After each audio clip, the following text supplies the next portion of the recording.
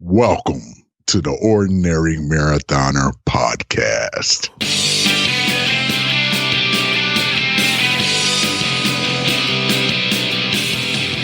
Hello and welcome to the Ordinary Marathoner podcast. My name is Coach Scott. I'll be your host today. Guys, I got a great show for you today. I got not one, not two, I got three. See how I can count on my fingers? I got three guests for you. One of them is really small, doesn't really talk too much though. We're going to bring them on in just a moment. As always, you can find this in the back episodes of our podcast at our website, ordinarymarathoner.com. Check it out if you get a chance. You can also find them at places like iTunes, Google Podcasts, Spotify, all that good stuff. If you're watching on the YouTube channel, do us a favor. See that red subscribe button down at the bottom. Do us a favor and click that if you haven't already. We appreciate all our subscribers, and it really helps out the channel. So I think we're growing, too. We're up to like 162 as of late. Feels really good, and again, we appreciate that. Appreciate the support. Speaking of support, we also launched our Patreon page recently at patreon.com/ordinarymarathoner, and I want to thank Ron and Tabby Booze for becoming our very first patrons. I really appreciate it. You know, I've kind of resisted doing the Patreon thing over the last year or two. A lot of people recommended it to me, and I'm like, I don't know. Honestly, it felt like begging, but some of the people I talk to, it's just a way you can support the channel and keep us growing, keep us in business. And Ron and Tabby, thank you so much for being the first patrons on the account. Really appreciate that. You'll see their names on the scroll sort of at the end of the YouTube video if you're watching.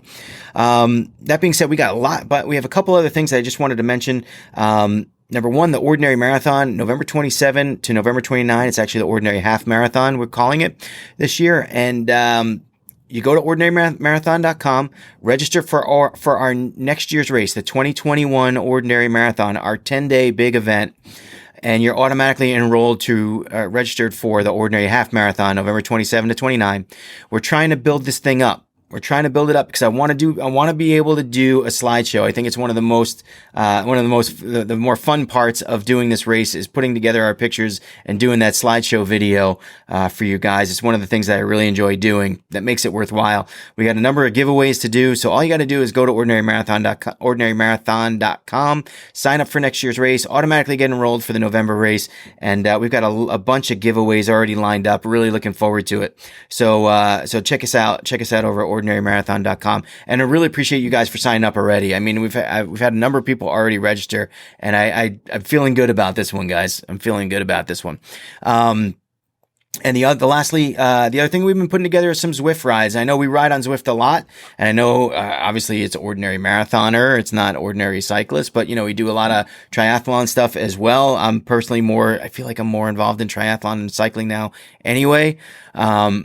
They all tie in though, but if you're on Zwift and you want to get involved with some of our meetup rides, we do a 5 a.m. workout every day. That's Eastern time. I know it's tough, but if you want to just have some accountability and you want to be set up, we're happy to invite you. We also do our Thursday night trivia ride, and that one's growing. I mean, we're getting a lot of people on those rides lately. So if you want to be involved there as well, just reach out to me, let me know, and I'll add you to the list there. Now, if you're on Zwift, then one of the new things that we've done too is we've put together some workouts. Now, we've been doing the USA Triathlon rides once every 4 or 5 weeks. I get to lead those. So you can find those workouts if you did them, or if you'd like to do them. You can download those workouts over at our teamordinary.com webpage. Go to teamordinary.com. Look for the store. They are free to download. Just throw in 0 there as a price. Free to download. Check them out. And what you can do, download the workout and then go over to the YouTube channel and find the video from when we actually did the workout, and you can sort of relive the workout and do it while you're watching the YouTube. I think that's a really cool idea. Along with the 2 workouts that we have up there now, we also have a few trivia rides. Now we do that Thursday night trivia all the time. So it kind of gave me the idea to actually throw up that doesn't sound right, to create some original trivia rides and put them up for download as well. So it's a 1-hour ride. It's a free ride, so you're just going to be riding the way that you normally do, or however you're kind of riding around. And you'll get a whole entire hour's worth of trivia. The 3 ones that we have up right now, there's 2 music ones. There's a grunge music, there's a 1980s themed music, and there's also an NFL quiz for every team's top passer in history, which is kind of neat. It's a neat way to pass the hour if you're riding by yourself, or even if you're riding with friends, and you can both load up the workouts. You can do the workouts together on a meetup. I think it's a really cool idea. And again, they're all free. So go to teamordinary.com, check out the store, download the workouts, and let me know what you think. If there's other things that you want me to develop, or if you want me to take the actual words and throw them over top of a different workout, a custom workout, I can do that as well. Let me know. I worked a lot. I mean, it's not very easy. The interface on Zwift isn't very easy to create these things. So I've done a lot of work there. And if you don't quite get it and you want some help, let me know, and I'm happy to help. All right, guys. And with that, I'm going to introduce today's guests. I have not one, not two. This is actually my first 3-guest show. I have with me Andrew and Jamie Gracey with their little daughter, Eila. Welcome to the show, guys. Hi, good to see you. Hi there. That's awesome. She's so cute. I don't know. Is she gonna be good for the entire podcast? I will be amazed if she can last the entire podcast. But so Andrew came to me through a friend of ours, a common friend that we have. And you guys, the reason I wanted to have you on the podcast was like, I think you guys mix two things that I really like together, and that is you have an athletic background, you have a racing background, both of you guys. And you're also you've started your own business, small business, family business. And I got to tell you, like, I love having small business owners on the show. I love talking to them. I love seeing how they're building things out. And in your case, it definitely, your business, which obviously we see by your shirts, Boom Bars, they're applicable to our sport as well. And we're going to talk about that in the beginning. So first, welcome to the show, all three of you guys. And let's get to know you guys a little bit better. What do you think? Yeah, sounds good. So, I mean, I know you guys from the Boom Bars. We've talked about that for the last couple times. But obviously, in order to get into that business, there's a background here. There's some sort of background story about you guys and your athletic achievements and how you decided to kind of roll that into a business. Why don't you give me a little bit about both of your racing backgrounds, your sports backgrounds, athletic backgrounds, and some of your accomplishments? Sure. So Jamie and I both continue to train and race at this point in our lives. Jamie runs and races in several different disciplines of running. I train and ride and race in several various disciplines of cycling. And we've been at that for a long time. That's just sort of an embedded part of who we are, who we've been, and who will continue to be. We have a lot of fun traveling around and kind of crewing for each other as we get to our various races and events. And we have seen some success there over the years. Jamie and I have both been pretty fortunate to have pretty significant sponsor support in our respective disciplines. Jamie with Dion Snowshoes, myself with Growler Performance Bikes, and also all the soft goods and nutritional support that kind of comes along with that level of, major endorsement support. So the many years have been pretty kind to us. I think that we're both holding up pretty well given our respective decades of life. And at this point, we're both still cruising and looking forward to just getting faster for many years to come. Yeah, so did sports actually, was that something that you guys had separately when you guys got together, or was it something that you sort of developed as a family when you were, supporting one another, like you mentioned? No, I mean, it was the racing that has been a big part of both of our lives. And, prior to that, Jamie was a Division I athlete in college. I've been running and gunning, racing hard since I was a junior on the Norba circuit in the 1990s. It's just always been part of who we are, and it is part of how we met. I mean, that is part of our little origin story. We happened to just by chance meet at a race event, and came to know each other a bit better over the period of time that followed. Now, you mentioned that you were a cyclist and that Jamie's more of a runner. Do you find that and I know you guys, I mean, we see Eila here, but I know you have more than that behind that. How do you guys structure like your family time, your training time? 4 kids total, right? That's true. How does that get done? How are you able to do all this stuff and maintain a family at the same time? It seems I'm overwhelmed just sitting here, so I can't imagine. I'll give you my 2 cents on it, and then I'll ask Jamie to give you her 10 cents on it because she's much better at it than I am. I think that the short answer to a big and important question is, how do we keep all the important parts of our lives, the Andrew parts, the Jamie parts, the mom and dad parts, the family parts, the things that are special and unique to us, the things that are an important part of being part of a family. Those are all really important, and they're not just like important because they're important. They're important because they should feel good. They should be a natural extension of who we are. So the big question is, how do we take really good care of all of that? And, for me, it's a matter of recognizing the priorities. At the end of the day, if I don't get the bike ride, it might make me grouchy, but it's a lot more important that I had the time with the family, or I had the extra time with one of the kids that maybe needed that extra one-on-one kind of time that day, or maybe whatever it was, whether it was a kitchen project or tie-dyeing some t-shirts or whatever, that has to be priority one, because if that's not priority one, if you're not taking care of home, then you can go for that bike ride or you can go to that race, but it's not going to feel good. It's not going to be a positive part of your life. And you're going to start to really have some challenges there. So for me, balancing it out is, you got to be super flexible. There's a certain amount of work that has to get done if you're going to remain fit and competitive. And you just got to be really flexible, and you got to be disciplined enough to know that window of time, that pocket that you have, it might not be the one you thought you were going to get or the one that you wanted. And it's probably going to be shorter than you wanted. And you just got to dig in, and you got to really give it the business. To just get the greatest return on investment that you can get. At the end of the day, it's all about return on investment. We've got personal resources, we've got time resources, emotional resources, family resources, and certainly relational resources.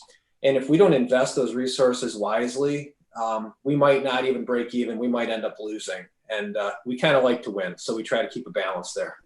But that was my not so short answer. And I was gonna say, if that was 2 cents and she gives 10 cents, we're gonna be here for a long time. I'll take that. For me personally, running, being outdoors, sometimes winter doesn't always allow for that, but the movement in general, the way to really start my day in motion and to allow for the greatest experience of that day with whatever else comes. So I'm a big get up and go kind of person. That's something that I have practiced for many years now. Even today with a short window, the two of us hopped out just for the half hour that we had to get some fresh air, some sunlight, and we'll get back out there later on with a bit more time and maybe some quicker movement, but just to kind of get the wheels turning, get in motion and be open for whatever else comes with the rest of the day. And that's in large part how running started for me. It was get out of bed, see the world, walk if I wanted to walk, and run if I wanted to run. And from there, I did some pretty great things. She's I don't think she likes your answer. She's like, no. But what's kind of interesting, what's kind of interesting is that I sometimes I see families that train together, and for you though, because you're a runner and your husband's a cyclist, it's like it almost complements each other, so that one of you guys can train while the other kind of takes care of the home. Do you find that happening often? Is that kind of the dynamic and the way it works, or is it like you got to just get up before the kids, or you got to stay up later for the kid? I know for me it's like, yeah, exactly. For me, I mean, I have two, and for me, I'm like, sometimes I can't get it in. So I don't know, for four, I'm like, geez, that's like double. But it seems like the sports would actually, being involved in different sports would actually complement each other there, as opposed to kind of like, make it a little bit more difficult. Yeah, and I think a big part of that too that we didn't touch on is the family enjoys being outdoors and being active, and it's not always a matter of getting it in. It's how can we create a day together that fosters that movement, that gets us all outdoors, that perhaps tires little legs and then offers Takes naps. opportunity for us to kind of hop on back out if we choose. But a lot of flip-flopping, a lot of carving out the space, or like Andrew said, just, take the pocket when it comes, even if it's not what you thought you might do, just take opportunity. And especially now I'm learning that the times aren't always ideal, but we can still get out there and still feel good. I think, I think you touched on something really important there, especially now. A lot of people with everyone's races shutting down and having, people are really struggling, and whether it be depression or just missing a part of their lives that they've always needed, sort of like that accomplishment, that race that you're training for or whatever. And people ask me about that all the time. Like, how do you stay motivated and focused? And sometimes the answer is just, you know what, you just got to make it part of your life. It's not necessarily that you need the race. You want to be that person that hangs out outside, that does, so maybe you're not out there training. You're not out there doing a tempo run or doing, speed ladders or whatever it is that you do, but you're pushing the stroller, or you guys are, going for a hike, or you're going for a bike ride together. And it may not be training, but you're outside and it's part of your life. You guys find, so, I think that's kind of like what you were touching on there a little bit. Have you guys found, especially with COVID and everything and all the races being canceled, did you guys find that sort of that outlook has helped you this year? Yeah, it's been a strange season for certain. Jamie was, we were expecting Eila, so we already knew that coming through that season, it was going to be a different kind of season for Jamie anyway. And, having had that discussion many months back, it said, it's like, all right, well, this is the opportunity for me to kind of make the investments, get myself into whatever kind of shape I get myself into, and take a look at some of the larger national events. And that's really what we were on track for. And all of a sudden it was March, and you're like, well, okay, March is canceled. That's all right, and then we started getting notifications about like major goal events and races that I had kind of all over the country that were going under. In May, June, July, August, September, everybody's pulling the plug. Finally, when I had a race, it was like, June or July, and I had an October race that canceled on me. It clicked. I got it. I understood what was going on. And, it's hard to work that hard for that much fitness just to sit on it. So what do you do? How do you stay positive? I think I've spent most of my life either outdoors or trying to get out of a door. And this was an opportunity to really embrace that, with school shutting down and everything, having a lot more family time as a result of that, a lot more adventuring, and finding fun ways to kind of wrap family scaled adventures into mom and dad sized adventures, and just being flexible, doing the back and forth, and making sure that everybody could experience the day that we were trying to experience, really supporting each other through that. So we laugh about it sometimes, the whole social distancing thing.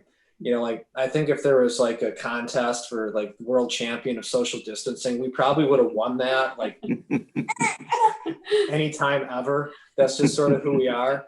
So, we didn't really. I'll give you the title. You guys can have the title. We didn't really experience a lot of challenge with that piece, because we weren't the family or the couple that's like always right in the middle of all the social circles and the social happenings. We're having this amazing online internet dialogue thing going on right now. We got the internet like a month ago. That's like a true story. Some of my professional work required me to be able to have internet that would work from home. And so we finally caved in. Like, we don't have a television, we have no television service. We got the internet a month ago. We're like if there was a contest for social distancing, we might come in second to Bigfoot, but that's about it. Like, I think Sasquatch might beat us. Other than that, we got it. That's impressive. Now, where do you guys live that you're able to do this? So we live in it's central New York, essentially. I'm originally from upstate New York. Population density is like 2 to 3 people per square mile. We're downright urbane around here. We got 6.5 to 8 people per square mile. So yeah, it might feel a little crowded at times, but we get by. Yeah. Yeah. I think that's great. I think that's a great story. So now, along with your athletic, the combination of both of your athletic sort of backgrounds and racing and training, you guys both are sort of your health. You have health backgrounds, like health, and I don't know what they specifically are, but I know that we've talked about it a little bit beforehand. And I want to just mention it because it ties in together with the business that you've started. What are the backgrounds? What are your backgrounds in terms of? I know if I'm right, are you a vegan as well? Like I feel like, why don't you just answer that question? Oh, the V word. We got to throw the V word out there. No, this isn't I'm impressed if that's the case. I could never do that, but go ahead. So Jamie's gonna take care of this one for us, but only after I address the statement you just made that you're impressed and you could never do that. Like being plant-based for us is the easiest thing in the world. It's like we eat what we like, we don't eat what we don't like. There are no compromises, there's no sacrifices. This is just like a natural extension of who we are. It's kind of where we ended up through a kind of a life experience and a life's journey. It wasn't in response to the newest shockumentary that came out last month or something. You know, we're not throwing the baby out with the bathwater in a dietary sense. We landed here because this is where we feel good, emotionally, personally, as responsible members of the world. And it's also where we perform like crazy.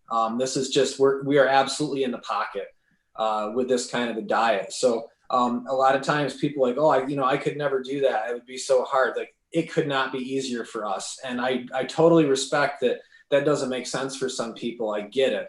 But for us, it's wicked easy. It'd be like if you loved ice cream and you just became an ice creamitarian. Don't give me those ideas. That could become a thing. I respect it. I think that, for me, it's like, my wife tried to be a vegetarian one time and she had health issues over time because of that. And then we wound up going back to meat. And it's just, you say, you eat the things that you like. I like bacon. That's just what happened. But no, I can totally appreciate it. And so how do you find, one of the things that you mentioned was that you feel even though you're not eating meat, that you do feel like it's enough fuel, it's enough, nutrients, whatever it is to support an athletically minded lifestyle. Do you find, do you have any comments on that in terms of, because I know a lot of people, they worry about if I go vegan or I go vegetarian, it's going to negatively affect the results I feel in training. What is your typical answer when people ask you something about that? Yeah, it's something that comes up quite a bit, and I'll hand it over to Jamie just so that she can kind of have a good part of the conversation too, because I spent 20 years in healthcare, in rehab medicine, and that's kind of my specialty. She's actually done extensive education. She's Cornell educated, but has done extensive postgraduate education in the fields of health, wellness, nutrition. She studied with T. Colin Campbell, who's like just above all when it comes to this conversation. So, ultimately, when we talk about macronutrients, we talk about micronutrients, we talk about nutrition in general. There's all of these ideas that it has to come from here. The USDA food pyramid looks the way it looks. The little plate thing that has the little triangles of the kinds of food you're supposed to eat, all that stuff, great.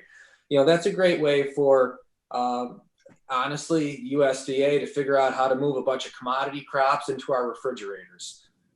That's all it is. And the largest longitudinal study that has ever been performed or published, the China study, makes it really clear what we need to succeed. And I'm going to hand it over to my beautiful wife to get into the details there.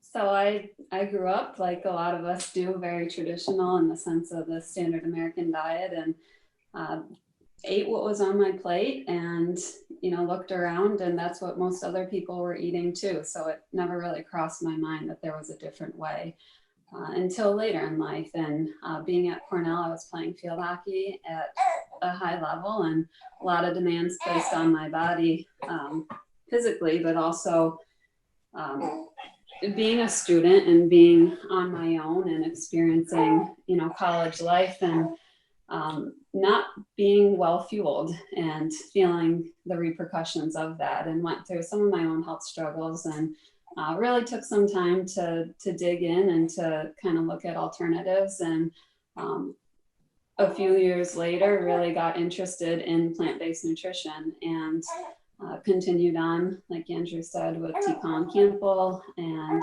earned a certificate in plant-based nutrition. And really just out of curiosity and my own self, as a bit of, a test experiment, tried a lot of different things. And to answer your question, with supporting an athletic lifestyle or a lifestyle in general, moving into that direction of being plant-based was the most positive effect in my life, and the way that I felt on a day-to-day basis. And then also getting out there and moving my body, and at any point in the day feeling good enough to really get up and get going. So a lot of trial, a lot of different stages and progressions, currently landing in a place where I do genuinely like fruits and vegetables and foods that most people consider to be healthy. I'm not one for the, looks like meatball patty kind of thing. It's quite easy for me, like Andrew said too. It's just part of kind of our day to day. When the weather allows, we're growing our own food. We're going to, local markets and supporting the communities around us, and at the same time putting food into our bodies that fuels us for the adventures and the life that we want to lead and feel good leading. Yeah. And I think, I think that the conversation now, I think, comes full circle, because now we're really seeing it. We're seeing, both of your athletic backgrounds and both of your backgrounds in health, and the types of food that you guys eat, and how that comes together to then form a small business that you guys started, a home business with these Boom energy bars. Now, you guys, we've talked before the podcast, and the reason why we've had this whole conversation is because I said I didn't want to sound like a commercial, and that's kind of like specific to my audience. Like, I don't want to, I don't like selling things. I feel gross sometimes when I'm selling things. Not necessarily you guys, it's just me. Like, I'm just, but you guys were kind enough to send me a few bars a few weeks ago. And I tried them, and I ordered more, and then I got those and I ate all those. So I do have to admit, I like your stuff, and, I know it's that, it's plant powered and all that good stuff. But what I really wanted to know was, I almost feel like we answered the question here, but how did you decide at what point that you guys were going to look into doing something like this? It sounds like the answer's so obvious after having this conversation, but how did you decide, let's try energy bars. Let's see what we can do. Yeah, so we'd had quite a bit of different support in the form of sponsorships from various nutrition companies. We'd worked with a number of them, and we declined to work with a whole lot more of them. We just didn't like what they had, whether we literally didn't like it, or it was just something that we were not going to put in our bodies, or perhaps we said, yeah, we'll try it, and we didn't like the performance. So you guys know how I feel, though, actually, with that's kind of like exactly how I feel. It's like, I want to make sure that if I'm going to use something or, promote it somewhat on my show, that it's something I like and it's something I'm going to use. So. Yeah. And there's just no sense in having cases of stuff that some sponsors sitting in a closet, and, like Instagram, hashtag Facebook, blah, blah, blah, my afternoon adventure, hashtag crappy energy product, hashtag we sold ourselves out. Like, we just weren't going to do it. So we needed something. And I just said, well, we can do better than this. We can do way better than this. There are major problems with the products in the market, like major glaring problems, whether that's ingredient sourcing, whether that's the absolute, the macro or the micro balances, whether that's a digestibility issue, whether that's clean fuel versus filthy. Like, the two main ingredients in the number one product on the market are brown rice syrup and soy protein isolate. One is an obesogenic, the other is an endocrine disruptor and a systemic inflammatory. No thank you to both. That's ridiculous. Like, that passes for food.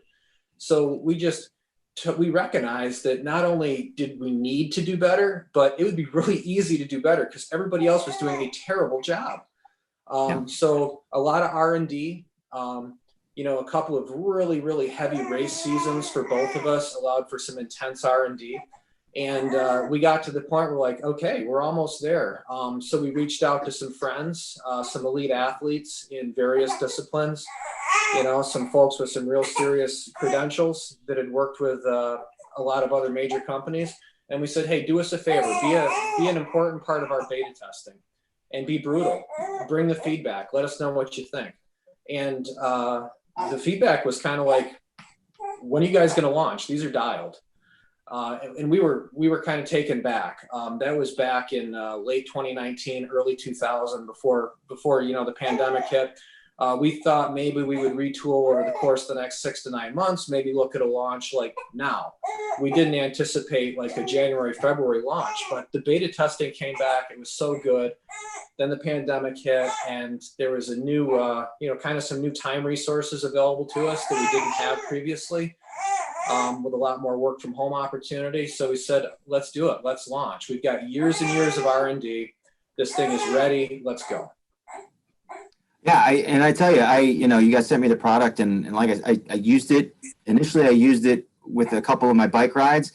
I hadn't been doing a lot of long rides. I really wanted to test it out for some longer rides. But my problem was that they were so good that I wound up eating them. But so yeah, I wound up doing that. But I tell you, you can see the story here, right? You can see the athletic backgrounds into your health backgrounds, and then developing this product. I kind of like picture you guys like in the kitchen, like making these bars and trying them all out. Did you go through like these periods of times where you just kind of like, all right, let's try 5 different iterations of this flavor and see which one's the best? Like how does something like that develop? You basically just nailed it. Like, the R&D was exhausting. But tasty. Yeah. There was, we didn't experience flavor fatigue in the process, because whenever we were like, okay, all right, let's take a break on dialing this one. Let's just move on to the next one. And it happened over a prolonged period of time. And it was always like, all right, we've got either a training block coming up, or because we also coach athletes, one of our athletes has got a training block coming up, or they've got a race or whatever. There was always a reason, prior to our formal launch, there was always a reason for us to be, producing quite a bit of product. So that is just an ongoing process. And I can tell you that there are some flavors that perhaps did not make it to final production. I don't know if I want to hear them. But we feel great about our 6 mainstay flavors, and rolling out our seasonal special flavors. We're having fun with that. Our customers are having a blast with it. Our athletes are loving it. So all the way around, good stuff. But yeah, to address your thought there was definitely a lot of tinkering in the kitchen for sure. And maybe some things that we thought best just to take a couple big steps backwards from and not revisit. Yeah. And, that's funny because I feel like we had a friend of ours come over one night probably about a year ago, and she said something to the effect of, "Oh, we should make a nutrition bar," and then we really like just the thought of sitting in the kitchen and just tasting it. That was like the most fun part, I thought. So that's why I kind of had to ask that question. So the one thing that stands out to me about your product that's different from everything else is that it needs to be refrigerated. Right, so you get the box in the mail, and you got to throw them all in the refrigerator. When as opposed to I had to throw it, I usually just have like my little shelf with all my nutrition stuff, and I usually just throw it in. What is and I feel like I might know the answer to this question, but I'll ask it anyway. Why is that? Why does it need to be refrigerated? Is it the ingredients that's involved? Because that just stands out to me as like the one, and it doesn't. It's funny because I thought about it, and when I first talked to you and you mentioned that it had to be refrigerated, I thought, wow, that's kind of a pain in the butt. And then when the bars came, it really wasn't. It just was, throw them in the refrigerator. But Why is that? Why the difference between your bar and most other ones? So it's the difference between our bar and every other bar. And the reason is it's real whole food ingredients. There are no preservatives, no fillers, no junk, no nonsense. It's real food and you got to take care of it.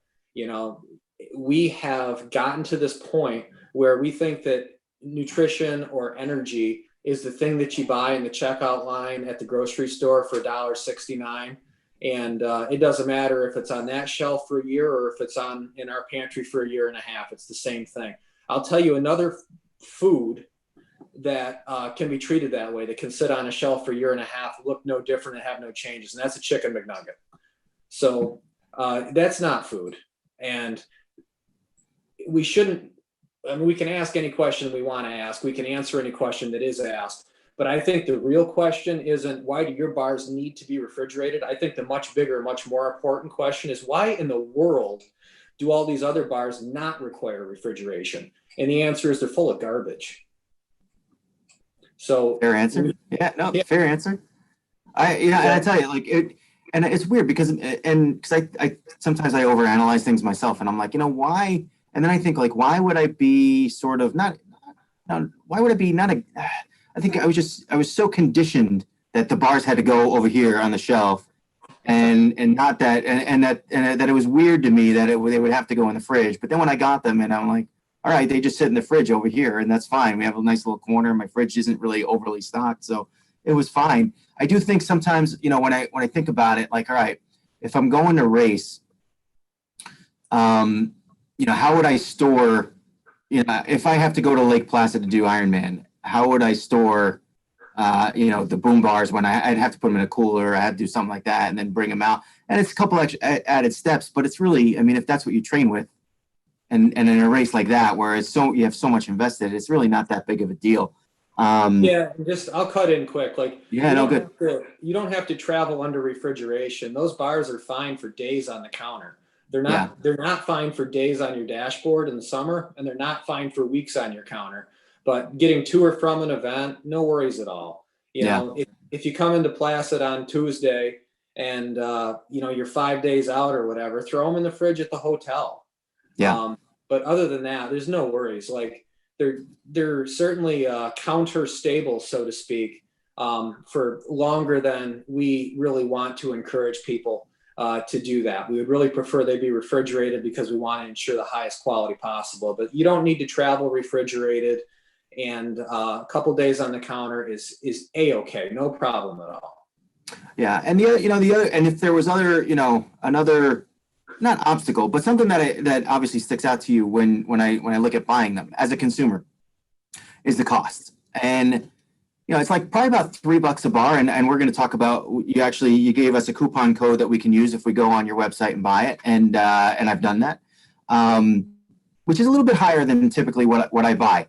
What I will note before I ask you that is, at 280 to 300 calories per bar, I usually cut them in half, and about a half hour through my workout, I'll eat half, and then I'll eat another, other half. And a lot of other bars have less calories. So it's like, they have like 200 to 220. So it's almost like you almost get 2 bars, or at least a bar and a half out of it, as opposed to, I would say a Cliff Bar, but that's just because I'm using that term, but I don't really use those much. Anyway, if someone says to you, cost is a obstacle here, how do you respond to that? So you've already hit some of the things, but the first thing to say is that premium fuel costs a little more.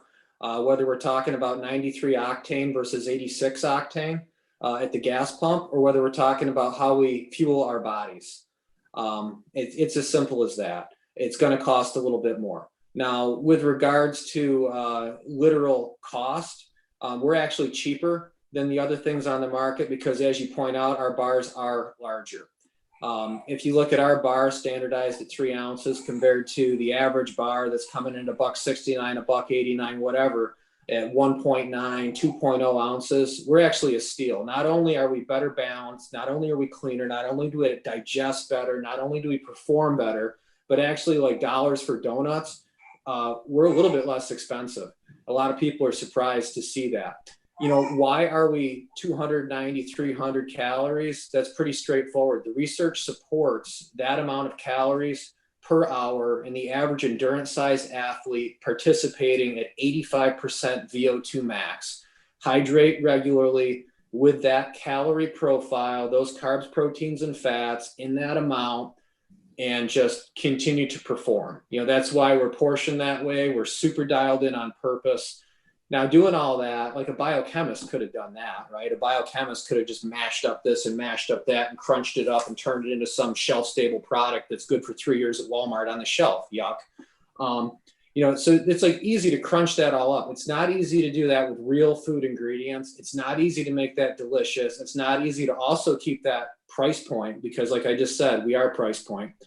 And to make sure it's digestible and to make sure it performs. So there was a lot of work, but we got it. Yeah, like I said, I love the product. I intend to order more. I have to have a little bit more discipline, personal discipline, and not eating them just as snacks all the time. But I like them, and of note, and that's kind of like what I want to sort of wrap things up here, I guess, a little bit. Your website, plantpoweredperiod.com.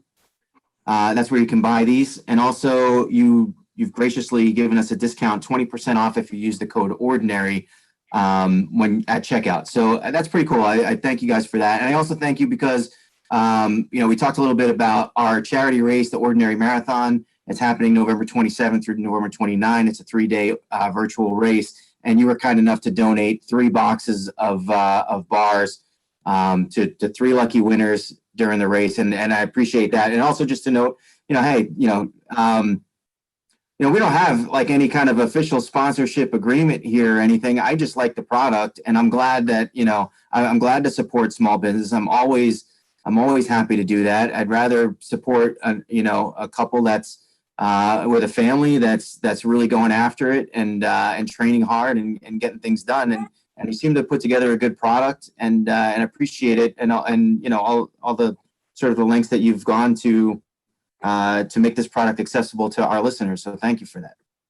Yeah. And, we're happy to have the ability to have the dialogue with you and your entire team. So we didn't get a chance to say hi, guys. Nice to see you all. Nice to meet you, so to speak. Unfortunately, I know I'm never going to have the chance to meet all of you. I wish I could. I wish that we could have that conversation. I hope that we will be able to meet many of you, however.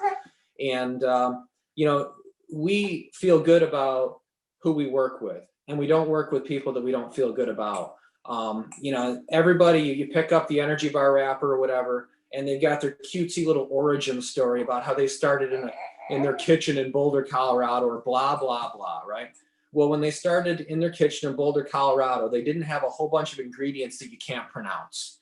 So when and where and for what reason did they sell themselves? We'll never do it, okay? That's the hill that we will die on. We will never sell out. We're always going to be real people, and it's really good to be in touch with other real people just like you and just like your listenership. So, well, listen, I thank you, all 3 of you guys, for coming on the show today. Very well behaved. Very well behaved. I thought she was going to lose it at one point. She's hungry. Does she eat the bars? You got to give her some bars. I certainly do. Awesome. Well, thank you both for coming on the show. I had a really good time. I got to say, I was a little bit nervous. I was like, how am I going to make this sound natural conversation? But it's good to see that you guys are real people doing hard work and getting things done and raising a beautiful family. And it's just the kind of people that we want to be in touch with on the show. So thank you both for coming. All 3. Thank you. And we hope everybody, Team Ordinary, get in touch and stay in touch. And we mean that very sincerely. Thanks for this opportunity. We hope that you'll get in touch. We hope to hear from you, and we wish you all great health and happiness in whatever is to come. All right. Well, that was our podcast with Andrew and Jamie Gracey, along with their daughter, Eila. Great podcast. It was really good to get to know them. I've talked to Andrew a couple of times now. It was nice to kind of see them and have a nice little conversation about them and their athletic background and how they develop their product, which I use often. I got to get a new order actually in there. Remember, you can go over to plantpoweredperiod.com and use that coupon code ordinary for 20% off of your first order. And I thank Andrew also for donating those 3 boxes of bars. We're going to be giving those away at the Ordinary Marathon. You can register for the Ordinary Marathon at ordinarymarathon.com. Again, register for our spring event. It's a 10-day virtual race, and you will automatically be enrolled in our fall race, our 3-day Ordinary Half Marathon. That is November 27th through November 29th. And remember, every day is an ordinary day unless you make it extraordinary. So get after it, guys.